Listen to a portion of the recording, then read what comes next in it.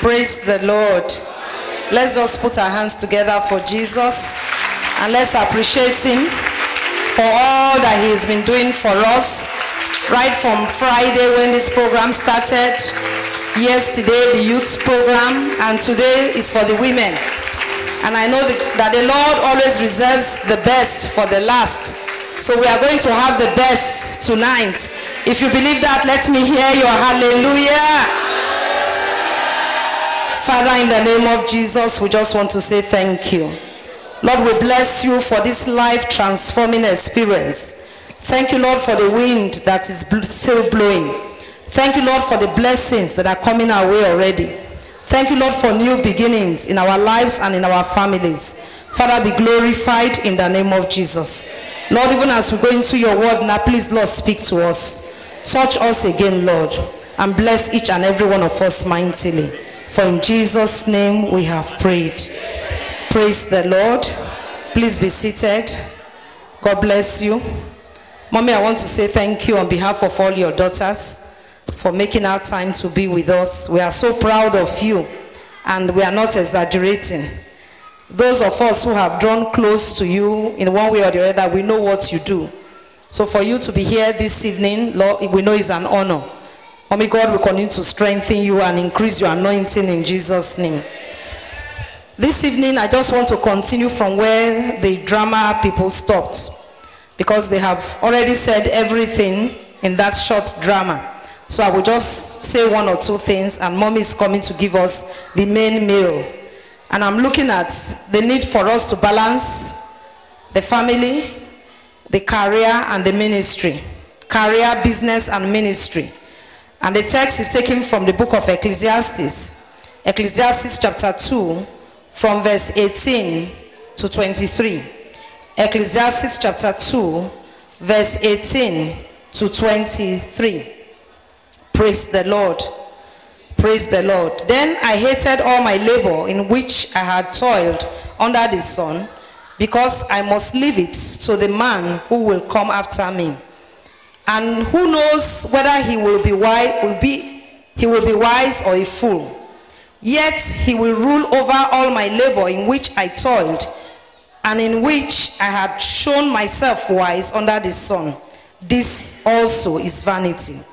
Therefore I turned my heart and despaired all my labor in which I had toiled under the sun.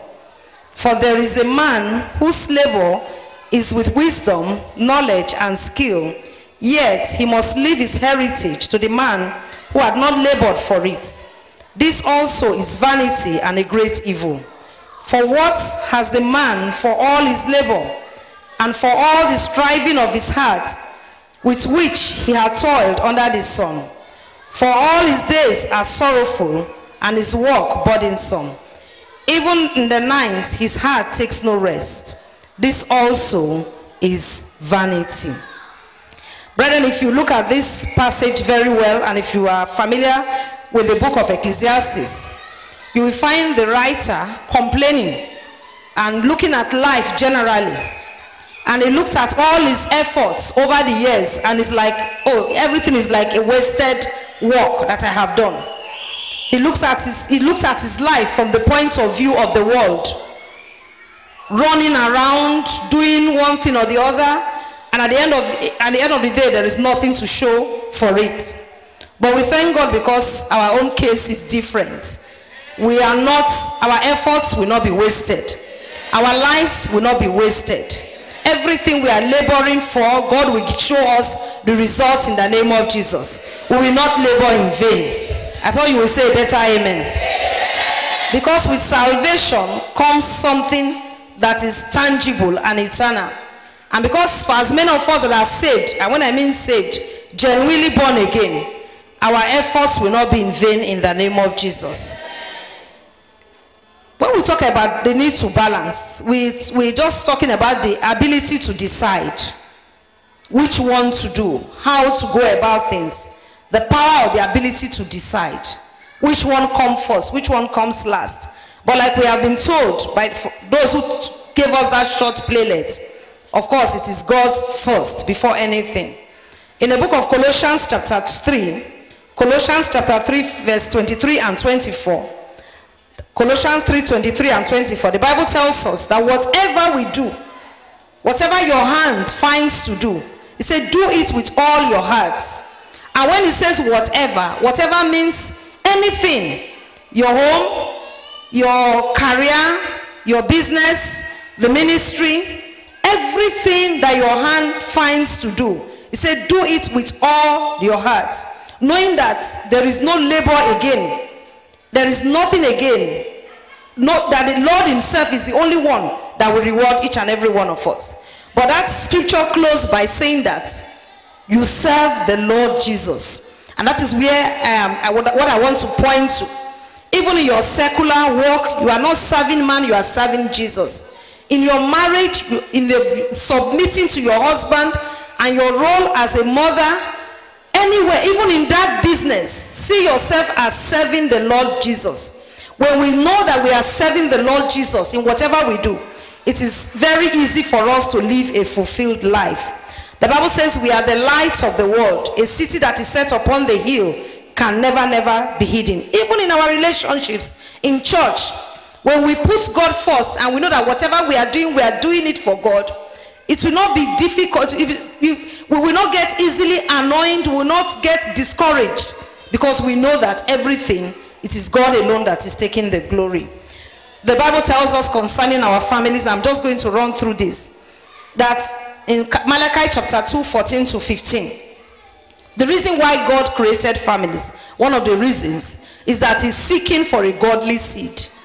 He's seeking for a godly seed. That's what Malachi tells us. God wants godly offspring. So if we in church, we cannot raise our children to be godly, then there is a problem. It's a major problem. And that is why we are talking so much about fulfillment today.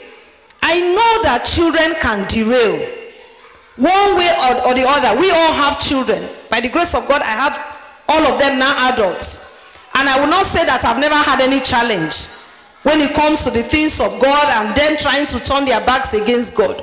But you as a mother, if you are steadfast and you are doing what you are supposed to do, it will not take long. God will bring them back. Because the seed of the word that has been sown into their lives will search them out. But you must play your part as a mother.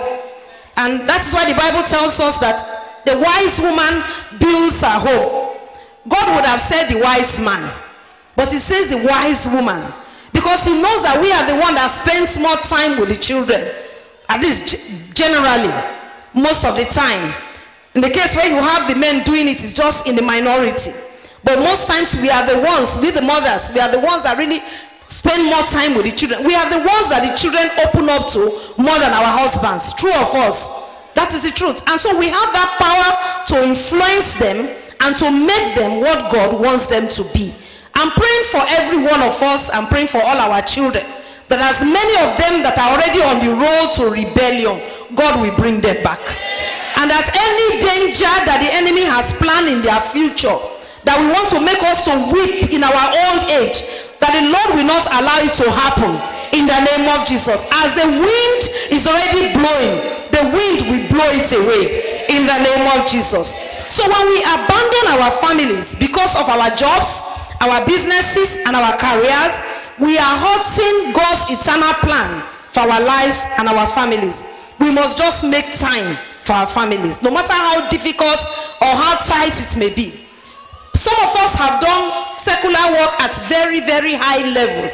But you see, I always tell people, every opportunity you have, spend it with your family. If you are coming back home from work, you don't have any reason bringing any file home anymore. Leave the office job there. If it is very urgent, wake up very early the next day. Get to the office before everybody. Spend the first 1 hour on that job, you will complete it. There is no point bringing that job home. When you are at home, you are at home with your children and your husband. It's very, very important. God is not a slave master. He's not a slave master. He will not give us anything that will destroy us. So we as mothers, we must take time to invest in our children. When there is no balance, you find the children, they grow up on their own. And I tell you, there are so many children who are growing up on their own. Internet has taken a lot of our children away. But you see, you can get them out of the internet. I never wanted to, when this BlackBerry came initially, because I don't have the patience to test. But when I discovered that all my children had BlackBerry, I went to buy BlackBerry. So I said, put me on your profile. One of my sons said, holiday is over. He said, now that mommy is on BlackBerry, on everything, our holiday is over. You just have to find a way to know what they are doing. There are some things I see, and I will send text. I'll say, pastor, because that's what I call them. Sometimes I'll say, evangelist. Is this what you will preach to your congregation? Is this the kind of photograph that you should display? Pastor. Then they will say, mommy, sorry, I will remove it. You know, little things like that. Instead of shouting and quarreling and making so much fuss out of nothing, you have to come down to their level so that they can open up to you in the future. Many of us, or some of us, our children have closed up because we did not handle the situation the way it ought to be handled. But God will help us in Jesus' name. So I said, when we don't have a proper balance, our children will be growing up on their own. Secondly, it will lead to a lot of stress. And that is where I'm going to round up. Many women are stressed. Every one of us, we go through a lot of stress. We know what to do to avoid stress, but we don't do it. No adequate rest, overloaded schedules, procrastination. We need to pray about procrastination. Daddy always tells us something. He said when he was a student in the university, he said he used to write something in his room. Don't leave until tomorrow what you can do today. You know I will do it. I will do it. Oh, this room is so untidy. I will do it later. Oh, I need to write a letter. I will do it later. Whatever you need to do later, do it well now. Someday I will write a book. Someday, maybe when I'm 50, I'm going to write a book. One day I will travel around the world. One day, someday, sometime. That is the language of a procrastinator. But whatever we need to do it well now. Procrastination is not good. My husband will say it's an evil spirit. Let us be focused. The opposite of procrastination is focus. And if you want to take an acronym for focus, it is follow on course until you succeed. F, follow. O, on. C, course. U, until. Then X, succeed. Follow on course until you succeed. When we start doing things, let us do them well. We come for a great program like this. Mommy is going to speak to us now. We will be determined in our hearts. Oh, what mommy has said now, we do it. We will do it for only one day and we'll forget about it. Do you know that when you do something consistently for 21 days, it becomes a habit? It follows that if you want to break a negative habit, if you don't do that thing consistently for 21 days, you will break that negative habit. These are the things that are making us to burn our candles at two ends. We need to stop procrastinating. Disorganization. Many of us are so disorganized. I don't know. I'm sure that if we decide that now we are going to visit everybody, we're leaving this program and we're going to some people's homes, some of you will be embarrassed. Some of you will be embarrassed. This is a very neat city, very nice environment. Some of our houses, some of you just be thinking how your kitchen is now. Think about your bedroom. When you are looking for something, you cannot find it. That is time wasting. Because if you have put that thing in where it's supposed to be, you will not spend 3 hours looking for it. All these are little things that we must imbibe as women if we want to go very far in life. God will help us in Jesus' name. Worry and anxiety. We worry about everything. We have been told, research has told us over and over again, is it 90 or 90-something% of the things that we worry about, they never happen. God will help us in Jesus' name. Marital problems, problem with our children, our businesses, financial, all sorts of things. Many of us, we have destroyed our health because of all those things. But God will heal us in the name of Jesus. Many of us, we are so like those two sisters that were traveling to Amsterdam and everywhere. We want to make money. Money is good. Everybody loves money. But not at the detriment of your health. Like they used to tell us, if you spend your health looking for money, you will spend that money doing what? Taking care of your health. So it is a lose-lose situation. It's not a win-win situation. Failure at home. When you fail at home, you are failed everywhere. I always say that. I'm not saying that if your husband walked out on you out of no just cause, you have failed. It may not be your fault. But when you know that you are at fault and you did not put much effort to save your home, when you fail at home, you are failed everywhere. And God will not be glorified because the home is the foundation of the church. Nations are failing today because homes are failing. If the homes, all our homes are what they should be, Our nations will be better off for it. Praise the Lord. Praise the Lord. Psalm 127, 1 to the end, the Bible talks about eating the bread of sorrow, laboring in vain without result. That will not be our situation. In conclusion, what should we do? Number one, know the mind of God for your family, for your career, for your business. Is that what God wants you to do? There are times that God says it's enough, give up. Many of us are afraid because we don't know what the other side will look like.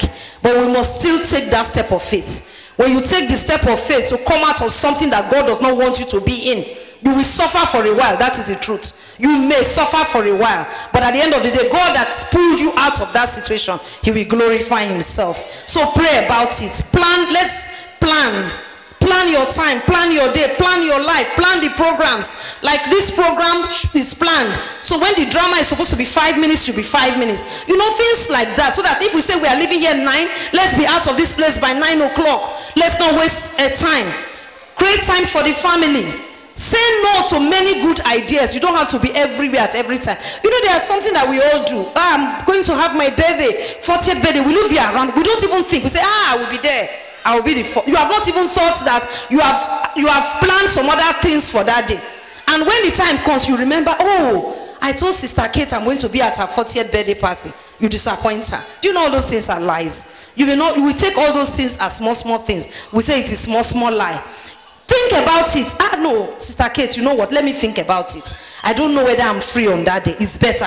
So if you don't show up, she knows that you have given an excuse. Not when you tell 5 people you are going to be in 5 places at the same time. You cannot tear your body into 5. Many times we don't think before we speak. Am I speaking the truth? We don't plan before we speak. We women, we get easily carried away. We get easily distracted. We get excited over so many little things that we don't sit down to plan things properly. And that is why we get stressed out and we are not being fulfilled. Praise the Lord. So learn to say no to many good ideas. You cannot please everybody. That is the truth. That is the number one antidote for failure. When you want to say, be the good woman to everybody. Everybody wants you are nice. At the end of the day, they will suck you dry and there will be nothing to show for your life. We must plan wisely, to spend wisely. You don't have to be like the Joneses. You can't be like everybody. If somebody's husband is working in Dubai Oil Company and your husband is a teacher, sew your coat according to the size of your cloth. There's gold in Dubai. Must you wear all the latest gold? It is a crazy thing now that you see women, 500,000, Christian women, 1 million, 2 million, they are buying gold. I say God is looking at you people. Passion for gold has become another thing in Christendom. Every day is white, green, purple. And when you say bring offering, they will bring $50, 50 dirham. And meanwhile, you can spend 500 dirham, or whatever you call it, to buy sets, choker, hand one, leg one. Christian women, people are perishing. The gospel has to go to all the nations of the world for Jesus to come. Yet we spend all our money on things that do not edify. So many excuses. But you see, when I talk about, there's a flip side to not being like the Joneses. I'll just say that quickly. We should also take care of ourselves. Amen. Dubai is a civilized society. Dubai is a developed nation. Dubai is not, sorry if you are not in Nigeria, there's a place they call Ajegunle in Nigeria. You cannot be in Dubai and you are like a woman in Ajegunle. Please forgive me, I just have to tell you the truth. Some of us, because so many market women from other countries come to Dubai, we tend to dress like market women. Ordinary antiperspirant will not wear. It is wrong. When you smell, it has no spirituality. It doesn't make you spiritual. As a Christian woman, you are the light of the world. You see our husbands, look at how they are dressed. Just look at all of them. Suit, tie. They look so well dressed at all the time. When you see some of our women, they are like women who did not even hear the school, whatever. It is wrong.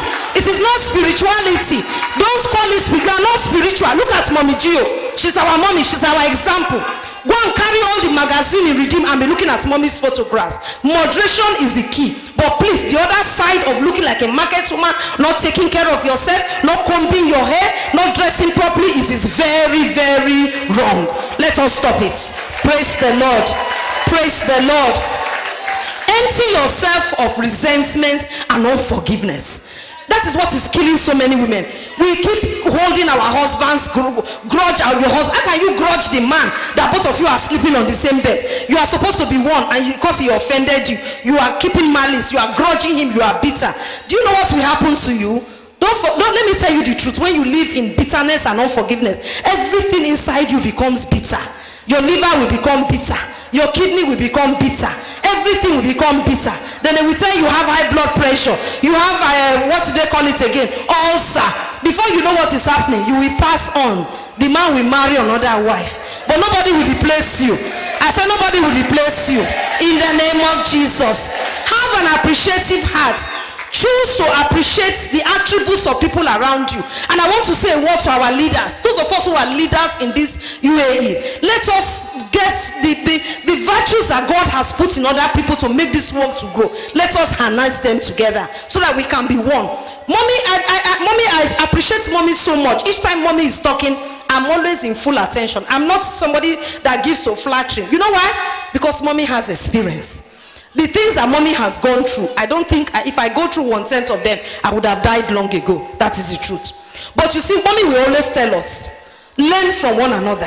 That when I see somebody, somebody does something and it's good, you say, I will call her and say, come and show me how to do it. Does that make her small? No, it makes you big as a leader. Don't try to do everything by yourself and mess up the whole thing. Daddy has given us his mandate. This place we must double between now and next year, and the only way we can do it is if we are united and we come together. So please appreciate people around you. If you are a leader, learn to delegate responsibility. Create an atmosphere of harmony around you. Let people feel comfortable when they are with you as a woman. The Bible says we should be careful for nothing, but in all things, in prayer and supplication and thanksgiving, we should make our requests known to God. Be careful for nothing. We should be prayerful. Discipline yourself to pray. Discipline yourself to study the word. Discipline yourself to be silent. There's a time to talk. There's a time to be quiet. Women, we talk too much. We talk more than we should talk. When you put 10 men in one room, they can be there for 10 days. You will not hear any quarrel. Put 2 women in one room. Only 2 days, you will settle quarrel because we talk too much. God will help us in the name of Jesus. Be focused on your goal in life. In conclusion, the whole issue of being fulfillment is about eternity. Eternity with God in heaven. Life, marriage, when you have eternity as your focus, your marriage will not be a burden. Even if your husband is tough, is hard, is wicked, you will know that it is because of I want to make it to heaven. This man cannot push me away. When you have heaven as your focus, you will learn to forgive. You will not be anybody any grudge. Jesus said everyone that must live godly must go through what? Persecution.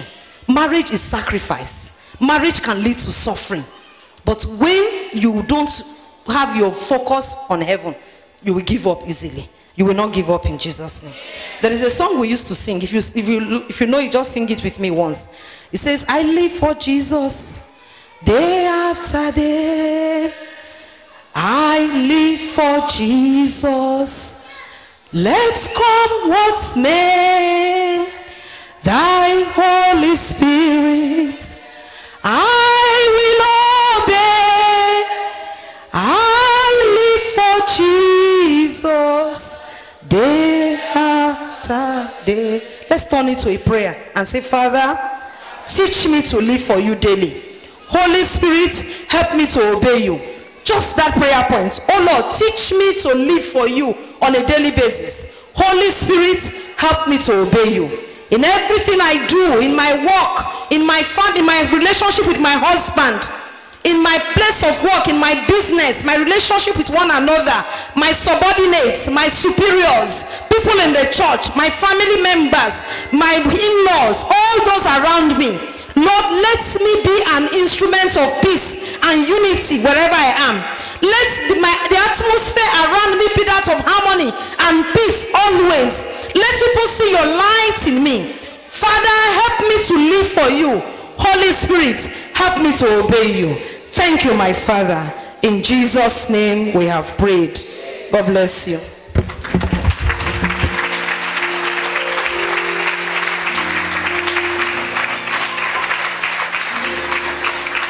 Praise the Lord. just an appetizer. Praise the Lord. All she has just said in that awesome moment is that I will not bring forth for trouble. Be wise.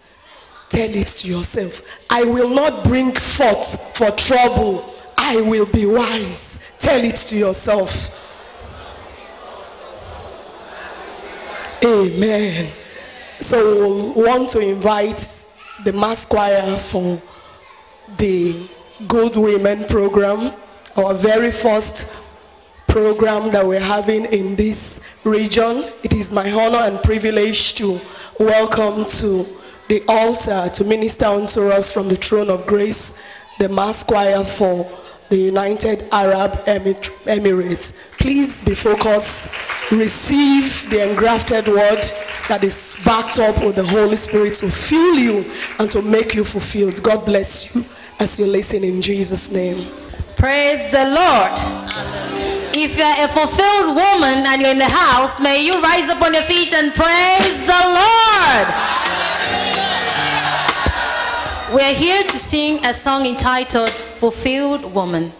And do you believe me that the job that you do as a woman, you are highly fulfilled in Jesus' name. Be blessed as you listen.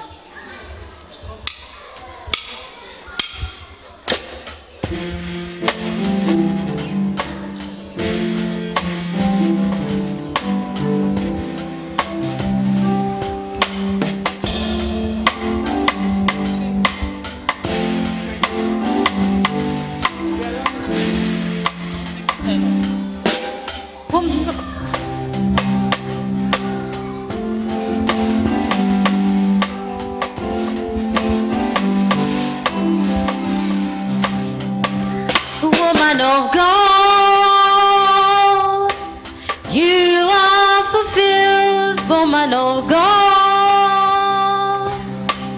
you are highly blessed. Your price is worth than corals, and who can really find you? Woman of God, a virtuous woman.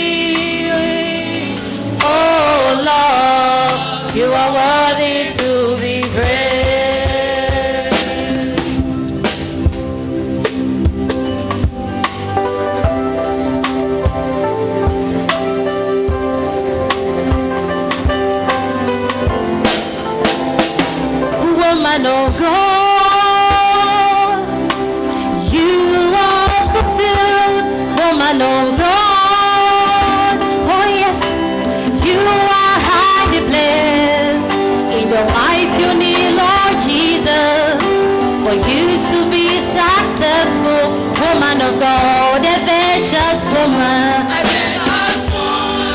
I'm proud, a woman of honor in the house of the Lord. Oh Lord,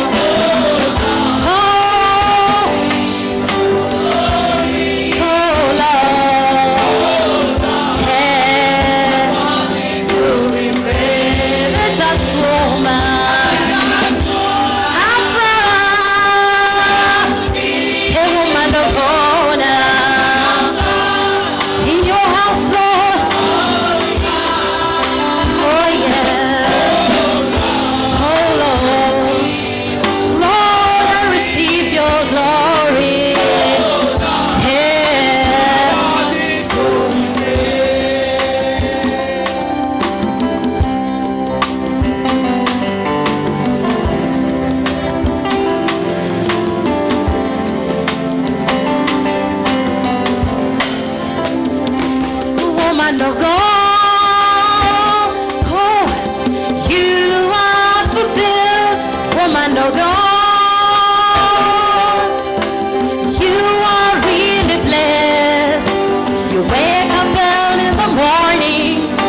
provide food for your family. Woman of God, you are the just woman.